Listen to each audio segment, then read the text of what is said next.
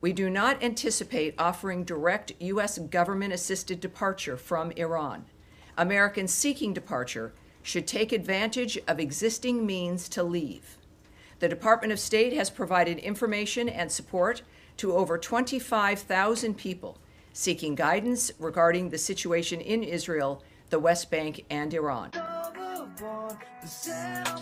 Here at Tampa International Airport to really celebrate the return home of many of our fellow Floridians and fellow Americans from a very difficult situation over in Israel.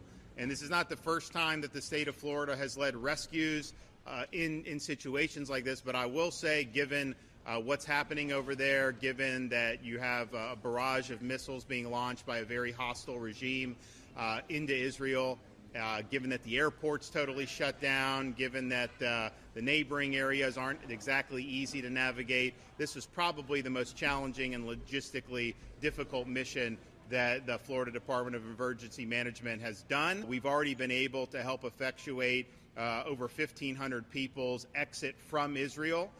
Those folks will end up going in a variety of places. We, of course, are bringing in plane loads of people. This flight that came in from Cyprus was, I think, was about 160 some people. Yes, look, this is not something that is easy to do. There's logistical challenges. It was not an easy voyage for these folks because they're having to get on a cruise ship. I just went to Gaza, and there was 2 little children who play football. So what did I do? I took my weapon and I shot them in the head. To both of them, and your mother, motherfucker. לבושות ויפה, וזה באמת היה כפר אחד, אנס שם איזה ילדה בת 16, משהו כזה. אתה מבין?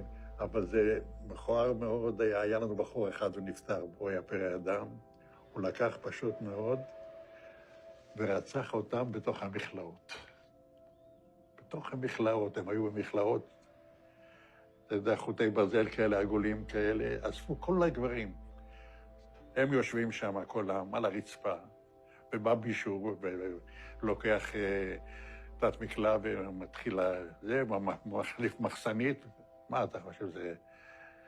אבל אנחנו לא היינו כאלה. הוא היה יוצא דופן, הבחור הזה, כן, מה שהוא עשה. והשתיקו את הדבר הזה, והיו חבר'ה שלקחו את הלוויורים, ורדפו אחרי חבר'ה ושרפו אותם. זה היה משהו זוועתי, וזה אסור לספר, אני לא אדבר על זה, כי זה יכול להיות סקנדל שלם מהעניין הזה. אני לא רוצה לדבר על זה, וזהו. ב3-4 חודשים הראשונים הייתי רוצח. מה זה אומר? אני לא לקחתי שבויים.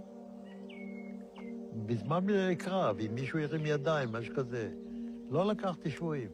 זה זעזע אותי עד כדי כך, לא יכלתי לעבור לסדר היום. אם היה עומדת כיתה של זה עם ידיים למעלה, אז באותו יום הייתי רואה אותי, הייתי קוצר את כולם, עד כדי כך. כמה אתה חושב אנשים הרגת ככה? לא ספרתי. אני לא יכול לדעת בחיי. היה לי מקלע עם 250 כדורים. ותראה, יריתי, נלחמתי כולם. אני לא יכול לספר. I had a video. I published a video about a year ago, more than a year ago, titled something like A Message to the Israeli People or to the People of Israel or something like that. Until now, it's by far my most popular video. And I think that in that video, I was quite straightforward, and I think I was respectful in that video. And in that message, I told you the truth. To the Israeli people, I told you the truth. So let me do it again, because I think that you very badly need someone to tell you the truth. If more of you had listened, actually, and I did get a lot of positive comments from people who identified themselves as Israelis, but if more of you had listened to that first video, well, we might be in a very different place today, and you might be in a very different place today. But what has happened has happened, and here we are, and here you are. So let me tell you where you are. First of all, let me tell you what you did, okay? You took a bucket, and you called that bucket Israel. That's what you did. And you filled that bucket with the blood of Palestinians. You filled it with the blood of Lebanese. You filled it with the blood of Syrians, with Iraqis, the blood of Iranians, The blood of Africans, even Afghanis, the blood of Egyptians, obviously. Yes, you filled that bucket with blood, and then you used that blood to start painting on the ground everything that you said was yours. That's what you did. You painted in their blood what you wanted to claim as your territory. But you painted yourselves into a corner. Yes, you did. You have painted yourselves into a very tight corner, and now you're stuck. You've painted your way out of having any feasible options. But all the while, Uncle Sam was cheering you on, wasn't he? He was helping you to keep that bucket full so you'd never run out of blood to paint with. He kept cheering you on, and he kept your bloody bucket full, and he watched you paint yourselves into a corner the whole time. Yes, Uncle Sam and his whole European team, which is the same team, by the way, that threw your people into the gas chambers. It's the same team that exiled you, that ostracized you, that abused you, and that mocked you, and that tormented you and your people for centuries, until they completely tried to annihilate you under the Nazis. That's the same team that's been cheering you on this whole time. That's the team. They've been watching you paint yourselves into a corner with the blood of the people of the region.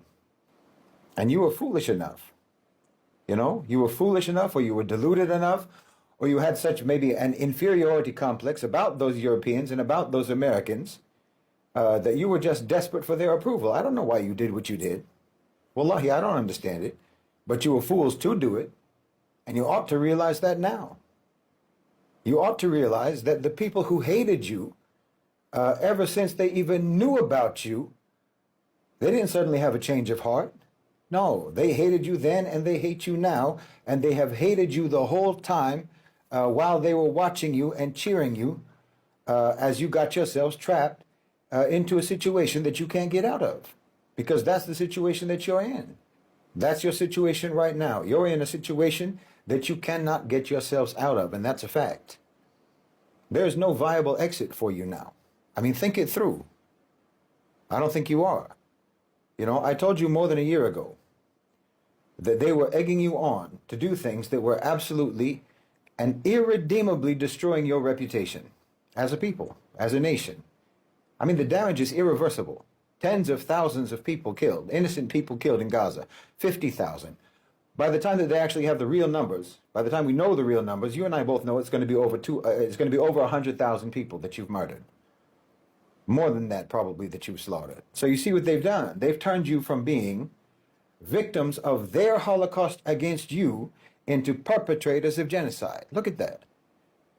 What makes you think that the perpetrators of the Holocaust are not just trying to retroactively justify their crimes by turning you into genocidal monsters? You ought to think more deeply. I mean, do you understand that no one feels sorry for you now? That was your currency before, but no one feels sorry for you now. I mean, they're putting out AI English translations of Hitler on YouTube, and it doesn't get taken down. It gets shared.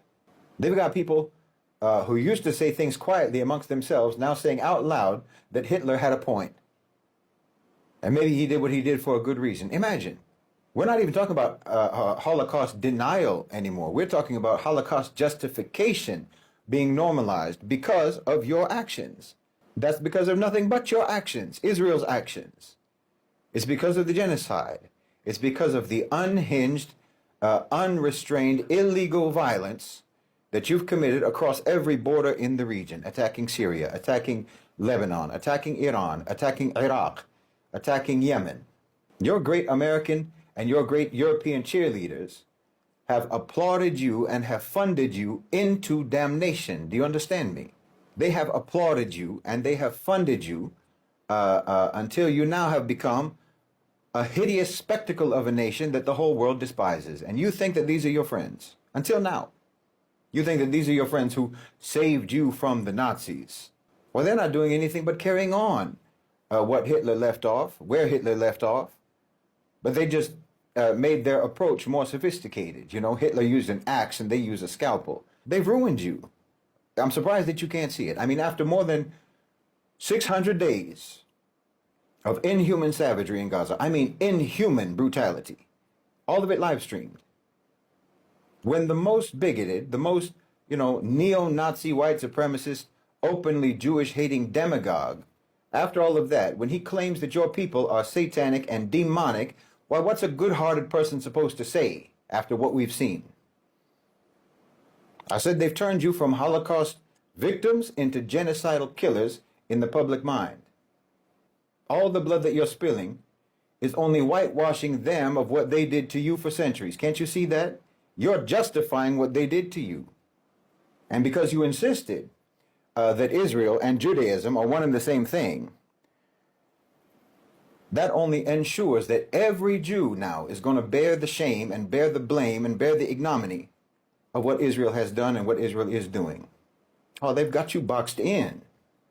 And you let them box you in. I mean, look, Iran, let's talk about Iran. Let me tell you about your situation, your Iran situation. First of all, your whole claim all these decades, your whole rationale for why the United States had to keep giving you money, had to keep giving you weapons, why you were useful to launder American taxpayer money into the military-industrial complex, right?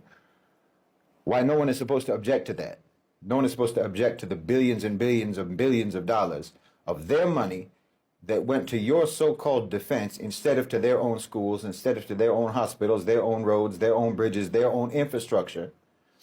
The whole reason that everyone was supposed to go along with that without any complaint was because you were supposed to be in perpetual existential crisis, because you were surrounded by hordes of angry Arabs who wanted to drive you into the sea. Angry, violent Muslims. So you were constantly under threat. And because, of course, people thought of you as Holocaust victims. So, of course, we have to protect you. The American people have to protect you. Even if that really just means protecting defense industry profits. But the rationale worked. You know, the rationale worked because everyone thought, poor little Israel was surrounded and in danger. Okay, Egypt made peace with you. Jordan made peace with you. Turkey made peace with you. The UAE made peace with you. Bahrain made peace with you. Sudan made peace with you. Morocco made peace with you. Now even Saudi Arabia say that they're willing to make peace with you. Lebanon is willing to make peace with you. Syria is willing to make peace with you. Even Indonesia, the most populous Muslim country in the world, on the other side of the world, they're also willing to make peace with you. You know, Hezbollah has been decapitated. And even Hamas is willing to step down, and they're willing to step aside, which means, in practical terms, disarming and disbanding and letting another authority take over Gaza. Another authority who will be willing to negotiate peace with you. So there's nobody left that you can claim threatens you except for Iran. And now, apparently, you're acting like you want to dismantle even that alleged threat. So no one's going to be left now to even justify why anyone needs to protect you anymore. I mean, I know you're trying to resuscitate ISIS in Syria, and you started that dumb little militia in Gaza, that what's his name? Abu Shabab, or whatever his name is. Obviously, this isn't going to go anywhere. This is ridiculous. So you think now that you want to go to war with Iran. You want to go after Iran, which you know you cannot defeat on your own. Your own people have said as much. Your own officials, your own military have said as much. You know that you need America to do that. But you understand, America entering the war means regional war. And you are in the region. I know you don't care about what happens to any other country in the region, but if a regional war kicks off, you better believe that Iran is going to unload everything they have on you. And if you think that America is going to be worried about protecting you in that scenario, you are sorely mistaken. The only thing that America is going to care about protecting, if that happens, is their own bases and their own interests in the Gulf. They're going to defend Saudi Arabia. They're going to defend the UAE. They're going to defend Qatar, because Iran is going to strike them too. No one's going to be trying to save you. Why should they? You don't have oil. You don't control vital shipping routes. What do you have? Your whole economic model is parasitic. And Donald Trump, remember, Donald Trump is transactional. So think that through. The GCC gives him billions, I mean, even potentially trillions of dollars. Meanwhile, Israel does nothing but beg for money. No one wants to protect you. If America enters the war, you ought to understand that it will only make things worse for you, not better. Can't you see that? Tel Aviv is going to be flattened. Your ports will be vaporized. You know, your little natural gas fields are going to be on fire. Your cities will be demolished. And yes, your people are going to flee. I mean, they're fleeing already. They're fleeing already by their tens of thousands. Some say 100,000 already sailed off on boats and yachts to Cyprus. They're all escaping the possibility that maybe they'll be hit by an Iranian rocket after just 1 week of conflict. You must be out of your mind if you think that America entering the war and escalating the war is going to be good for you in any way whatsoever. They want to finish you. Don't you understand that? Look, construction in your country, in Israel, has already stopped. It already stopped 600 days ago. When your buildings get damaged, they're staying damaged. Do you understand? Do you have any idea how much more damage Iran can absorb than you can absorb? Their country is 70 times larger than you. 70 times. Their army is at least 4 times larger than you. And their soldiers aren't on TikTok. They're not quitting. They're not refusing to serve. They're not getting taken off duty for mental problems. They're not committing suicide. They're not killing themselves. No, it doesn't even matter how much damage America could potentially do to Iran. You cannot sustain a fraction of what Iran can sustain, and that's just a fact. If this goes on for even just 6 months, you're looking at an economic toll on your economy of upwards of $165 billion. That's 35% of your GDP. Double that if it goes on for a year, and it can go on for a year. If it's a full-blown war and Iran starts to get replenishments of their artillery from Russia, China, North Korea, whatever, and if they reactivate their proxies, oh yes, it can go on. And yes, the fact of the matter is that your people all have somewhere else to go when things get bad. Iranians don't. You understand? Iranians don't even have to carry out a mass casualty attack in Israel. They don't have to focus on that. All they have to do is land one rocket in one building, and everyone in every apartment of that building is on a plane to New York. They're on a plane to Paris or to Moscow. They can literally depopulate your whole country just by targeting infrastructure. Because at the end of the day, you're all pampered Westerners, after all. You're not trying to live without Wi-Fi and cappuccinos. You know it and I know it. You're not ready to die for the Zionist cause. I mean, be serious. And then there's the fact that, what do you think happens if they escalate the war? What do you think happens when American soldiers start dying for you? Listen, Americans don't even want to see American soldiers overseas supposedly dying for their own country in Iraq, in Afghanistan, or wherever else, according to the rationale that they give their soldiers and their soldiers' families. You notice that they didn't even send their own soldiers to go and fight in Ukraine against their arch enemy, Russia. I mean, firstly, what on earth makes you think that they're even going to be willing to fight and die for you when they don't even want to send their soldiers, like I said, to go fight and die supposedly for their own country, you know, in various military engagements around the world? What makes you think that you're not just going to get Ukrained out of existence by your best friend, Uncle Sam? They're willing to fight Russia down to the last Ukrainian. What makes you think that they're not going to be willing to fight Iran all the way down to the last Israeli? Wallahi, you're not reading the room at all. But if the United States does actually escalate and get into the war, and they actually do send their own soldiers, well, how does that play out? Think that through again.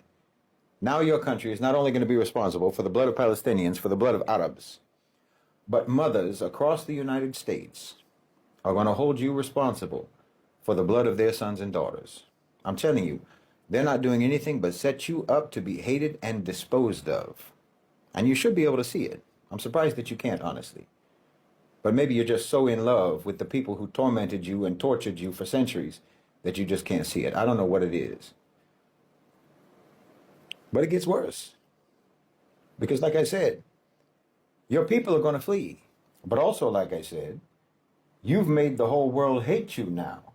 So where exactly are they going to go? Now, we know that the U.S. Took in Nazi scientists after World War II, so they'll probably be willing to take in your top tech people too. But what about the rest of you? What about the rank and file? The only way that they can escape is if they completely deny being Israeli. You know, I mean, I know most of them are atheists, and they only actually claim their Jewishness, so-called, to gain access to Israeli citizenship. But once they escape a war-torn Israel, they won't even want to claim that anymore, believe me.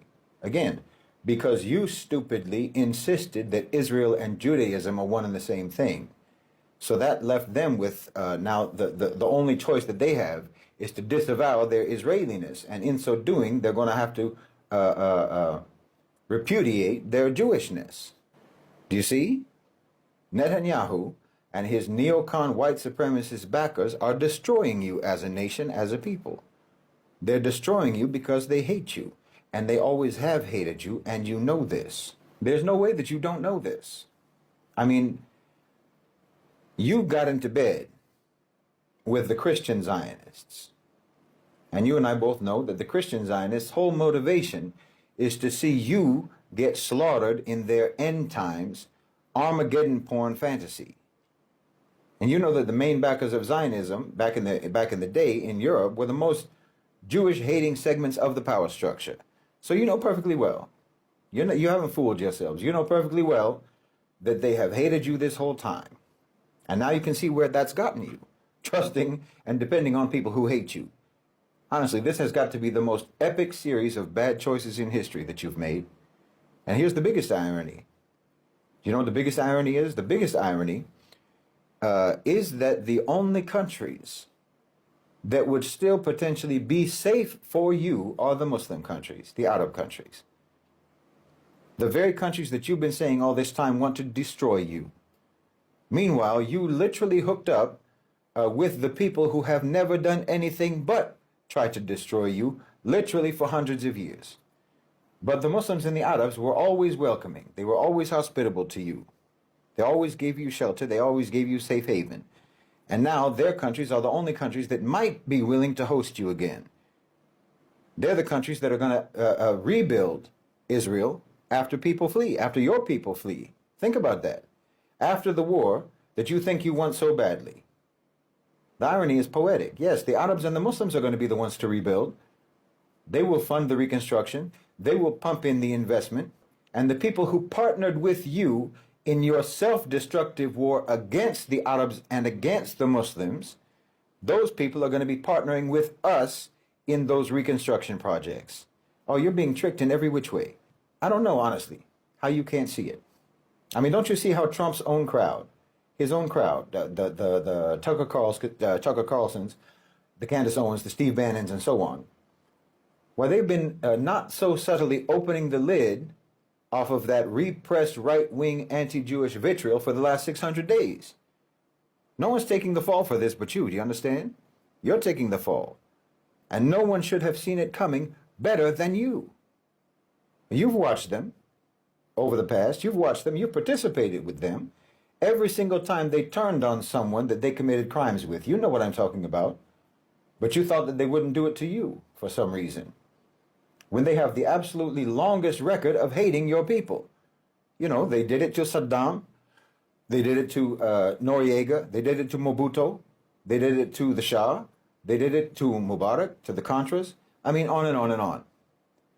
But you thought they really loved you. Is that it? You thought they really loved you. You thought that they really loved you with all of their Nazi scientists, their KKK, and their dream of end times Jewish annihilation. You thought they loved you. You thought they'd never turn on you. Well, I mean, tell me, did you really think that when they were spreading all of that propaganda about how powerful AIPAC is, and about how much the Jews control the media, and how much the Jews control finance, and how you supposedly run the world, and what have you, are you telling me that you all thought that that was flattery? Complimentary? Did you think it was all pillow talk? No, they were setting you up to take the blame for everything that they used you to do. For all the crimes that they commissioned for you to commit on their behalf. You understand? Oh, they're going to sell you down the river, just like they've done to every other accomplice that they ever duped to commit heinous crimes on their behalf. The same as what you've done. That's what your whole country's history has been. But maybe you thought it was going to be different with you because you're Western, because you're white, because you're European, or what have you. But I mean, open your eyes. So are the Ukrainians. I mean, in fact, if you're looking properly, you can see very clearly that America has already thrown the entirety of Europe under the bus. They don't care.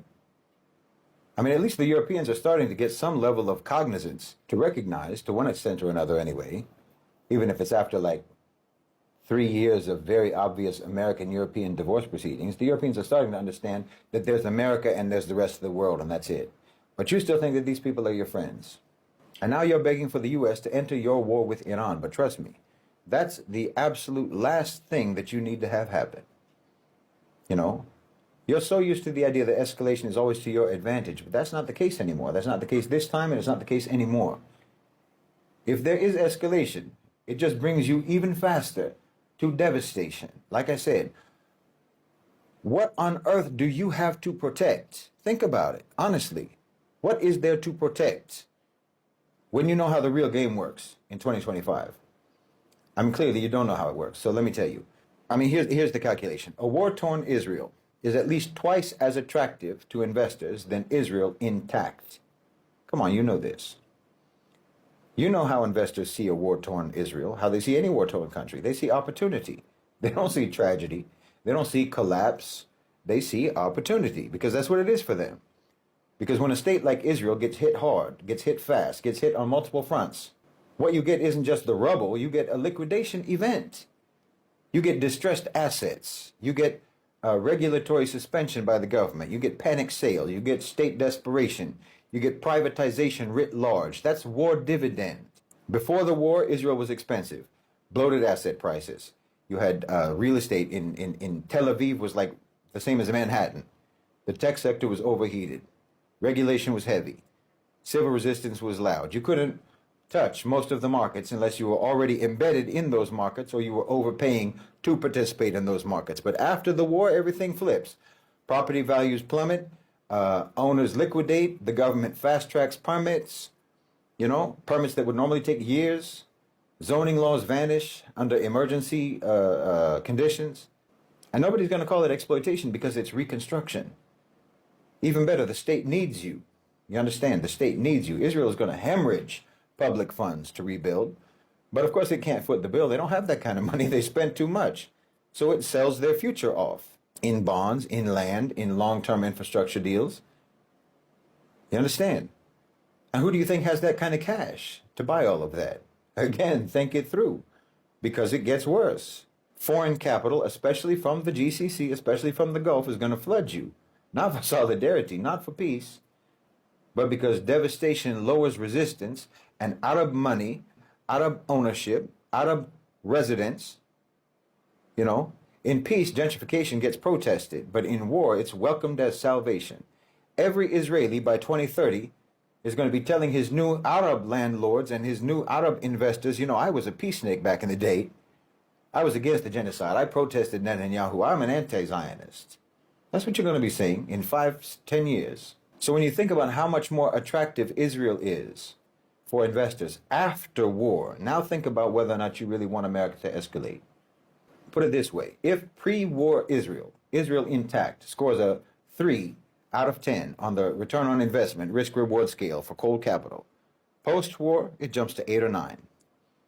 Because now you're not competing with legacy oligarchs anymore. They all left on their yachts. You watched them go. You're not going to be stuck in bureaucratic paralysis because you're the solution. You're the savior. You're the savior investor, the angel investor. And the very people that you hyped up as your mortal enemies are going to be taking over with the help of the very people who promised to protect you against those same people. Welcome to Reconstruction. It's de-Zionization on an industrial scale. No, you aren't doing anything when you escalate this war, but accelerate the end of your own colonial project. You should be able to see that. No one's worried on our end. I mean, do you have any idea how much richer our countries are going to get as a result of your delusions of genocidal grandeur? Oh, and yes, it's going to be our money. Not loans, not gifts, not aid from the United States. Our money, our land, our dominion, our sovereignty. You know that saying in the Bible, your Judeo-Christian friends attribute it to Jesus, alayhi salam, in the Bible. The meek shall inherit the earth, they say. Well, a more accurate translation of the word meek is those who are gentle, who are humble, and who are disciplined in their strength. Those who do not assert themselves through violence. That's what meek means here. So the right way to say that passage in the Gospels, blessed are those who are patient, Blessed are those who are humble, with power under restraint, for the land will be theirs. That's what it said. But I know you don't believe any aspect of the Christian side of the Judeo-Christian equation, but that's fine. The Torah says the same thing. It says that those who are not arrogant shall inherit the land. They shall inherit the land and they shall delight themselves in the abundance of peace. Or as Allah subhanahu wa ta'ala said, Allah subhanahu wa ta'ala has promised to those among you who believe and who do righteous deeds that He will surely grant them succession in the land. So it doesn't matter which book you want to look at, which book you believe in. You and I both know that none of these refer to you, and none of these refer to the Americans, and none of these verses refer to the Westerners. No. There is only one nation that fits that description, and you know it and I know it. There's only one nation that is right now seeing that play out in the region. And you and I both know that it's the Muslims. And what you need to understand is that this is going to happen with or without a war with Iran. It's going to happen with or without escalation. It's going to happen with or without America entering the war. Because this is just the trajectory. This is the way it's going. So you can either do it the easy way or the hard way. These are really your options. You're choosing to do it the hard way, but that's going to result in a much harder outcome for you. It's not going to result in a harder outcome for us. The easy way gives you a much more softer landing. Doing it the hard way, well,